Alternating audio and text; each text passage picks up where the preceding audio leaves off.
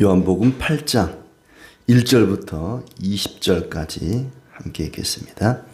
예수는 감람산으로 가시니라. 아침에 다시 성전으로 들어오시니 백성이 다 나아오는지라 앉으사 그들을 가르치시더니 서기관들과 바리새인들이 음행 중에 잡힌 여자를 끌고 와서 가운데 세우고 예수께 말하되 선생이여 이 여자가 간음하다가 현장에서 잡혔나이다. 모세는 율법에 이러한 여자를 돌로 치라 명하였거니와 선생은 어떻게 말하겠나이까?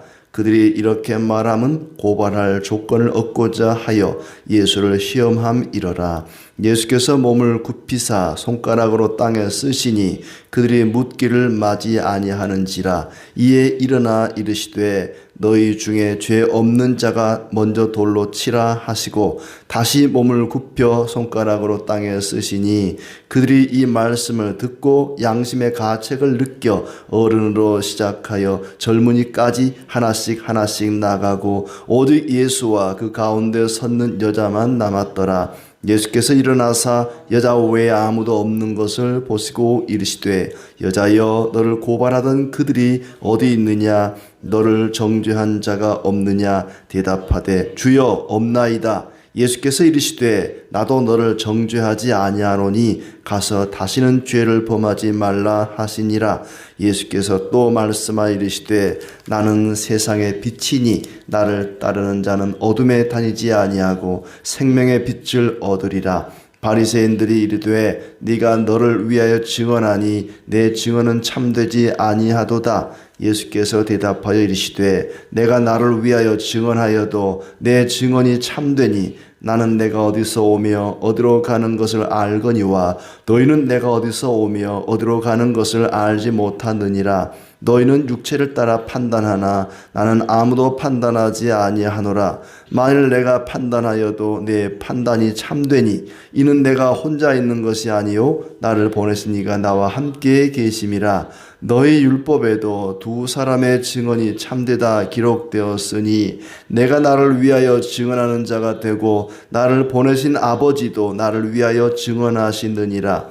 이에 그들이 묻되 네 아버지가 어디 있느냐? 예수께서 대답하시되 너희는 나를 알지 못하고 내 아버지도 알지 못하는도다. 나를 알았더라면 내 아버지도 알았으리라. 이 말씀은 성전에서 가르치실 때에 헌금함 앞에서 하셨으나 잡는 사람이 없으니 이는 그의 때가 아직 이르지 아니하였음이로라. 아멘. 예. 오늘도 주님이 우리와 함께 하시고 우리에게 위로와 평안과 또 힘 주시기를 진심으로 축복합니다.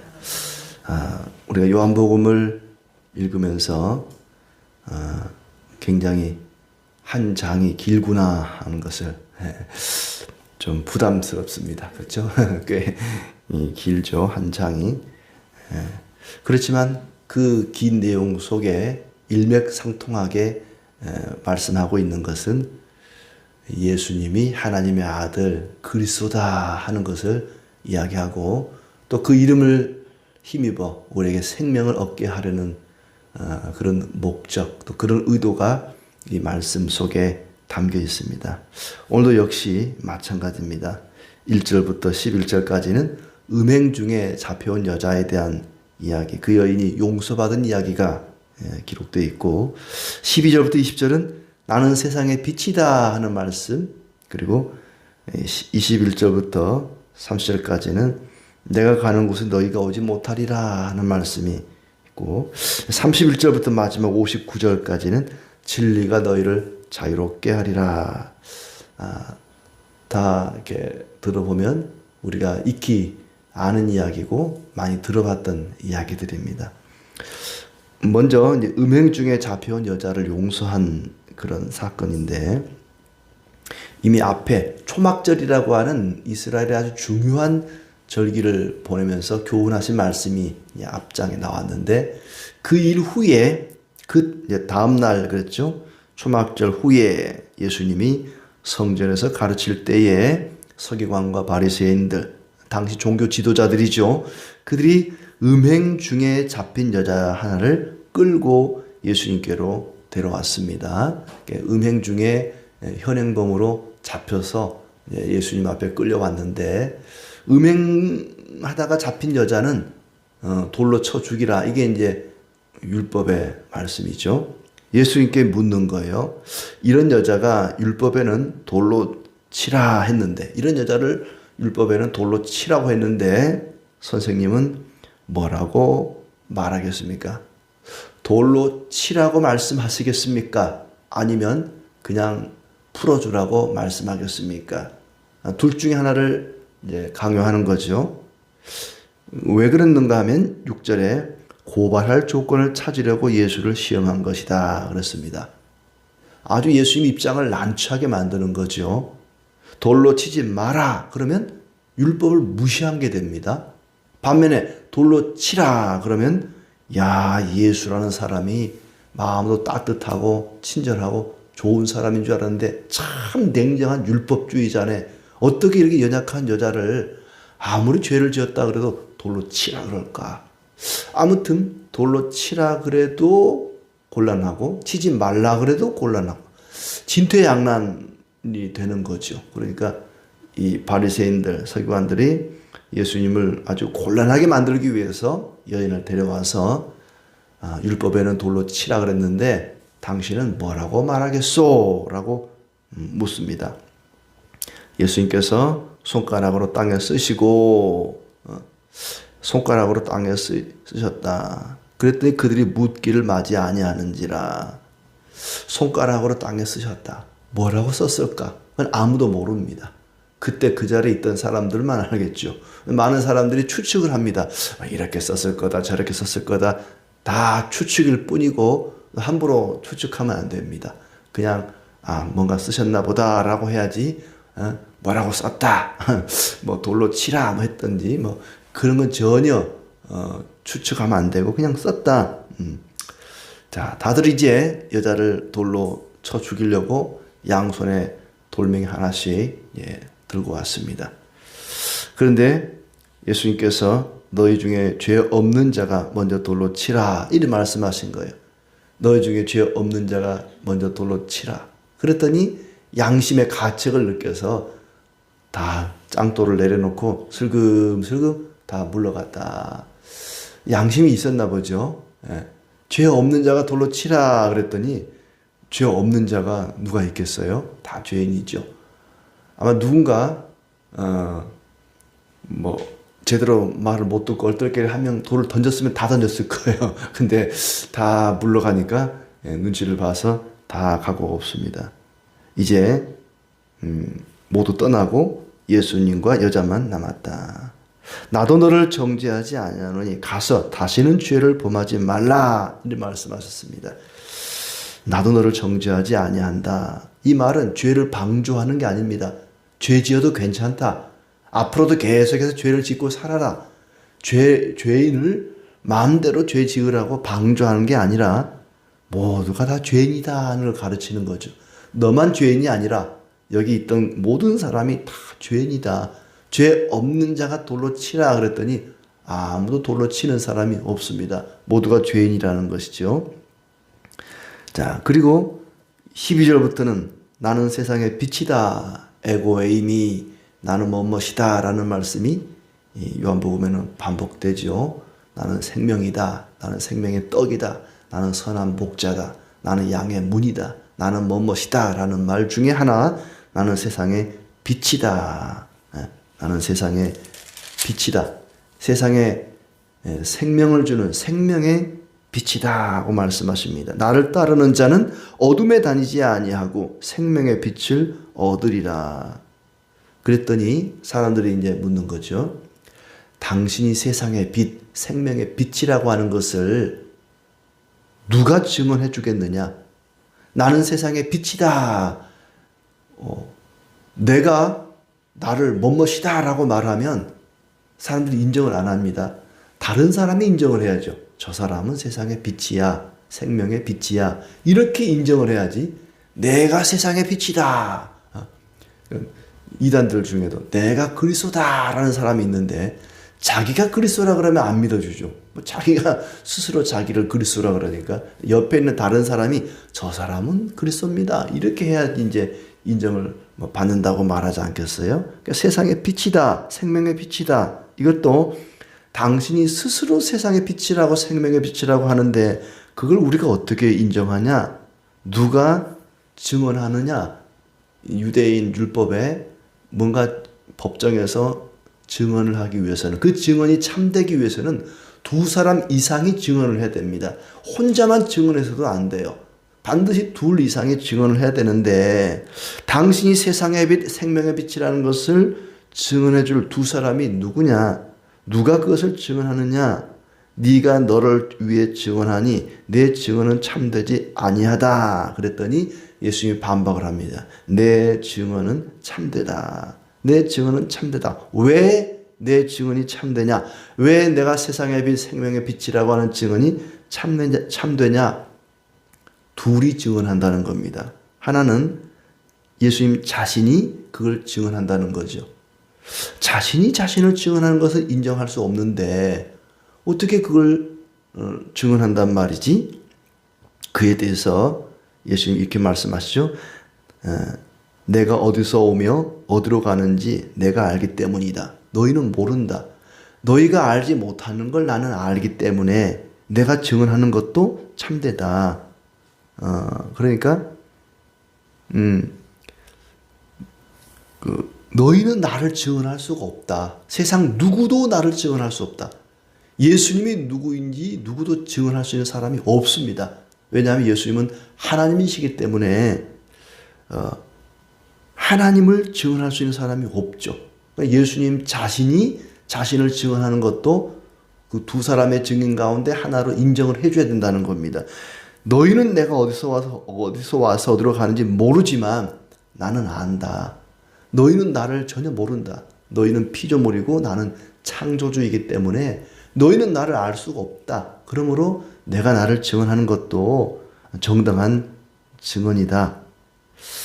그리고 또 하나는 나를 보내신 아버지도 나를 증언하기 때문이다. 내가 나를 증언하고 내 아버지가 나를 증언하기 때문에 내 증언, 나는 세상의 빛이다, 생명의 빛이다. 이 증언은 참되다. 나를 알았더라면 아버지도 알았을 것이다. 예수님을 알면 하나님도 알 수 있다는 겁니다. 예수님을 알지 못하면 하나님을 알 수가 없습니다. 예수님의 이 말씀이 궤변 같지만 예수님께서 말씀하시는 증언하시는 이 증언은 참될 수밖에 없다. 너희는 나를 증언할 수 없기 때문에 내가 나를 증언하고 아버지가 나를 증언하는 것이 이것이 옳다. 예수님이 세상의 빛, 생명의 빛이다 하는 거. 다음에 21절부터 30절은 내가 가는 곳에 너희가 오지 못하리라. 그랬더니 유대인들이 생각할 때에 스스로 목숨을 끊으려고 하는 것인가? 라고 착각을 했습니다. 내가 그인 줄 믿지 아니하면 죄 가운데에서 죽으리라. 그랬더니 사람들이 네가 누군데 그딴 소리를 하느냐 했더니 28절에 너희가 인자를 든 후에 내가 그인 줄 알리라. 예수님이 십자가에 달려 죽으신 이후에야 예수님이 누구인지 사람들이 알게 될 것이라고 말씀하십니다. 스스로 아무것도 하지 아니하고 아버지께서 가르치신 대로 이런 것을 말하는 줄 알리라. 나를 보내신 이가 나와 함께 계시도다. 하나님이 가르치신 대로 행하는 그곳에 하나님이 함께 하십니다. 마태복음 28장 20절부터 나오는 말씀도 그 말씀을 하고 있죠. 내가 세상 끝날까지 너희와 항상 함께 있을 것이다. 내가 너에게 가르친 것을, 내가 너에게 분부한 것을 가르치고 지키는 곳에 함께 할 거라고 말씀하셨는데, 하나님이 예수님과 함께 하신다. 예수님은 세상에 왔지만 세상에 속하지 않은 분이라고 얘기합니다. 우리도 마찬가지입니다.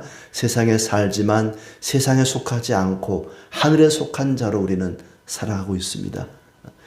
그 다음에 이제 31절부터 진리가 너희를 자유롭게 하리라 말씀하십니다. 자기를 믿은 유대인들에게 너희가 내 말에 거하면 참으로 내 제자가 되고 진리가 너희를 자유롭게 할 것이다. 너희가 내 말에 거하면, 주님의 말씀 안에 거하면 참으로 주님의 제자가 되고 진리가 자유롭게 한다. 그랬더니 유대인들은 꼭 오해를 해요. 아까 앞에서도 자꾸 오해를 하고 착각을 하는데, 우리를 자유롭게 한다고? 우리가 무슨 종인가? 우리는 대대로 아브라함의 자손으로 자유인으로 살아왔는데 우리가 무슨 죄인이라고, 종이라고 우리를 자유롭게 한다는 말인가? 33절에 우리가 아브라함의 자손이라 남의 종이 된 적이 없거늘 어찌하여 우리가 자유롭게 되리라 하느냐? 우리 뭐 자유롭게 하리라? 누군가에게 얽매여 산 적이 없는데, 우리는 종이 된 적이 없는데 왜 우리를 자유롭게 한다고 말하는 것이지? 그랬더니 예수님께서 죄를 범하는 자마다 죄의 종이다.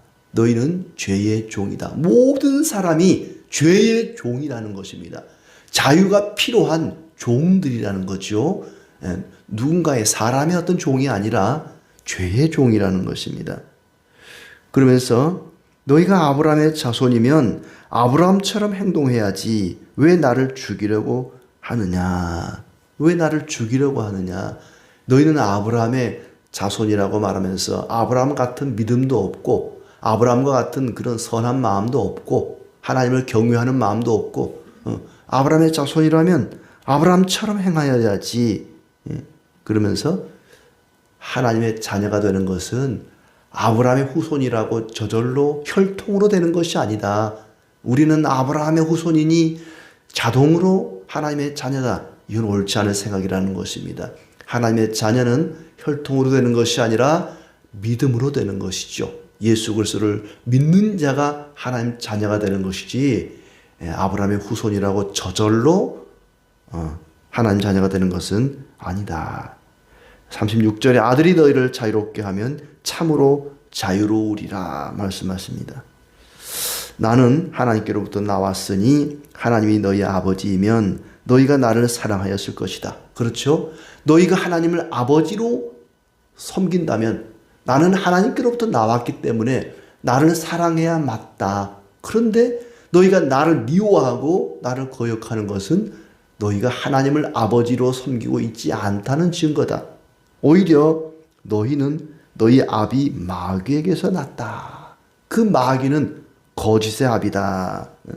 너희가 지금 거짓말하고 자기 양심을 속이고 그런 걸 보면 너희는 하나님의 자녀가 아니라 마귀의 자녀다. 정말 하나님의 자녀라면 하나님께로부터 온 나를 이렇게 미워할 수 없는 거다. 그러면서 47절 하나님께 속한 자는 하나님 말씀을 듣는다. 이 앞에 강대상에 쓰여진 이 글귀, 하나님께로부터 난 자는 하나님의 말씀을 듣는다라는 뜻을 가지고 있습니다. 그러니 너희는 하나님의 말씀을 거역하는 걸 보니까 하나님께로부터 난 자들이 아니다. 그랬더니 오히려 그들이 예수님을 가리켜 귀신 들렸다고 비난을 합니다. 자, 이렇게 이제 오늘 말씀 36절에 다시 보면 아들이 너희를 자유롭게 하면 너희가 참으로 자유로우리라. 예수님은 우리에게 자유를 주기 위해 오신 분입니다. 하나님의 아들로서 우리를 죄의 종으로부터 풀어 자유롭게 하기 위해서 오셨다. 모든 사람은 다 죄의 종이다. 아까 앞에 죄 없는 자가 돌로 치라 그럴 때 아무도 돌로 치는 자가 없었잖아요. 모든 사람이 죄인이라는 얘기입니다. 모든 사람이 죄의 종이라는 얘기고, 그 죄로부터 자유롭게 할 분이 누구냐? 바로 예수님이라는 거죠.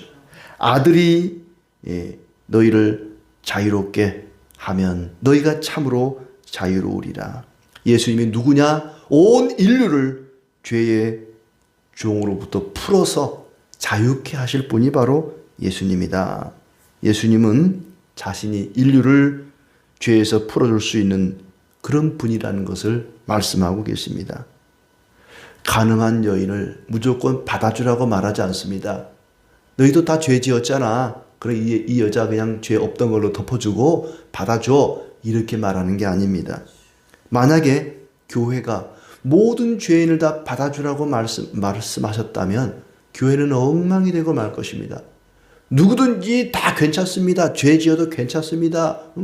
모든 사람 다 오십시오. 모든 죄를 그냥 지금 죄 짓고 있는 대로 죄 지으면서 살아도 괜찮으니까 다 오세요 하면 교회가 무질서하고 아주 엉망이 되고 말 것입니다. 예수님께서는 죄를 허용하신 것이 아니죠. 죄를 방조한 것이 아닙니다. 그래서 이 여자에게도 다시는 가서 이와 같이 죄를 범하지 말라라고 말씀을 하십니다. 예수님께서 어떤 분인가를 보여주기 위해서 하시는 행동이고 말씀이지 모든 죄를 허용하는 방조하는 말씀이 아니라는 얘기입니다. 창조주이신 그분이 죄를 용서하실 수 있는 분이다. 예수님은 죄를 사할 수 있는 권세를 가지신 창조주라고 하는 것을 가르치고 있습니다. 그렇기 때문에 우리도 죄를 용서받고 하나님 자녀가 된 것이죠. 만약에 예수님에게 죄를 사하는 권세가 없다면 우리의 죄도 사함을 받지 못할 것입니다. 우리도 이 여인처럼 가늠하다 잡혀온 이 여인처럼 죽어 마땅한 죄인들이었습니다. 그런데 예수님이 그 여인의 죄를 사해 주신 것처럼 우리의 죄도 사해 주신 것입니다. 우리는 용서하시는 그리스도로부터 죄 사함을 받은 자들입니다. 그러므로 이제는 다시는 죄를 범하지 않기 위해서 힘쓰고 노력해야 할 것입니다. 그리고 내가 죄를 용서받았으니 다른 사람의 죄도 용서할 수 있는 사람이 되어야 됩니다. 죄를 용서받은 자답게 이제는 죄 가운데 살지 않도록 노력하고 다른 사람의 죄를 용서할 수 있는 그런 마음으로 살아갈 때에 하나님의 은혜가 더욱더 풍성하게 넘칠 것입니다. 이런 은혜가 있기를 진심으로 축복합니다.